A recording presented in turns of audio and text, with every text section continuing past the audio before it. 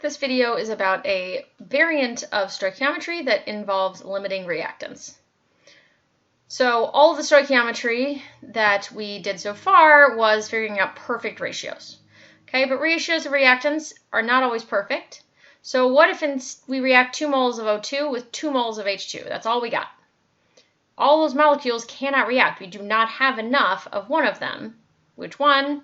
Well, the 2 moles of O2 would require 4 moles of H2 to react fully. But we don't have that many. We only have 2. So hydrogen is called the limiting reactant or limiting reagent. I use those terms entirely interchangeably. It'll both come out of my mouth. We can only make as much product as the limiting reactant ratio to product. So we can have all the oxygen in the world, but if we only have 2 moles of hydrogen, we're only going to get 2 moles of water out of that. Okay, so essentially what this does is it puts all of our stoichiometry focus onto the limiting reactant. So yeah, we'll only make 2 moles of water, and the extra mole of oxygen will just still be there. So it doesn't go away, it's still there. So a real life example you can think about is if you're trying to put bikes together. If you have a bunch of frames and wheels and gear chain things, right, you need 2 wheels, 1 frame, and 1 gear for every bike. Let's say we have 8 wheels, 5 frames, and 5 gears. We can only make 4 bikes. The fact that we have an extra frame and an extra gear doesn't matter whatsoever because that bike is not going anywhere without wheels. Okay, so in this case scenario, the wheels are the limiting reagent. I also just want to point out this shows you it doesn't actually mean it's the thing you have the least of, right? We actually have the most wheels. We have 8 of them, but we need 2 of them. So it's what you have the least of once you account for the stoichiometric ratio, okay? Same applies to the molecules. If we're reacting H2 and CO to make CH2O, here H2 is the limiting reagent. It's all used up by the end. We see no more H2s, those little double white ball things. We see we've made some of the CH2Os, but we have 1 CO remaining. That extra CO can't make any CH2O though because we got no more H2 to react with. So to determine the limiting reactant, we need to know the balanced reaction, of course, and you need to know the number of moles of each reactant that we have. Some things to think about. The number of grams, again, is usually going to be what's given. You cannot directly compare the grams. You always have to convert to moles. And if you're given the amount of 2 or more reactants, you should always assume that means you need to determine which one's limiting. The problems where you don't have to figure out which one's limiting, either there'll only be 1 reactant, or I will say something like you have excess O or something. That would mean that I'm already telling you the limiting reactant, but if I give you the amounts of 2 of them, you have to figure it out. And again, remember the one with the fewer moles may still not be limiting depending on the ratio in the reaction. Okay, so here's an example. I'm going to do this example with just moles.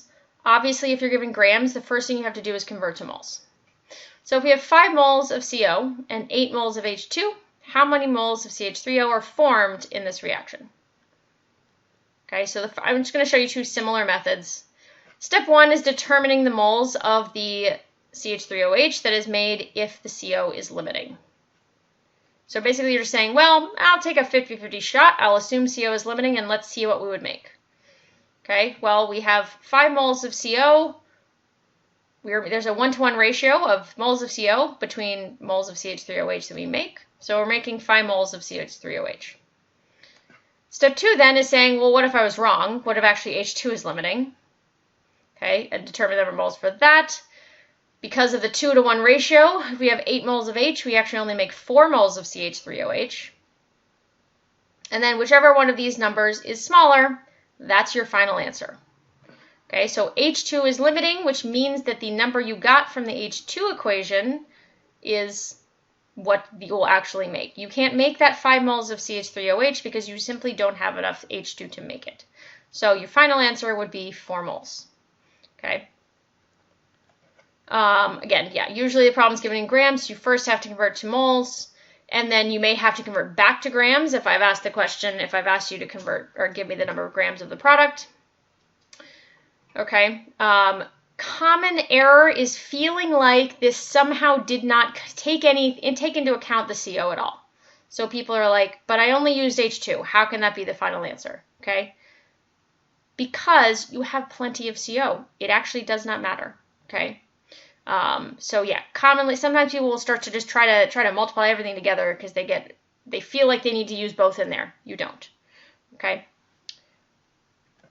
Method 2, again, similar, just sort of a different way of thinking about it, is instead of figuring out the moles of the product, figure out the moles of one of the reactants that you need given the other reactants. Okay, so in this case, we're going to say, well, if we have 5 moles of CO, how much H2 do we need for that? Okay, there's a 2-to-1 ratio.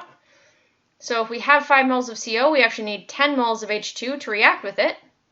But we only have 8. So that means that the H2 has to be limiting because we don't have 10 moles of it.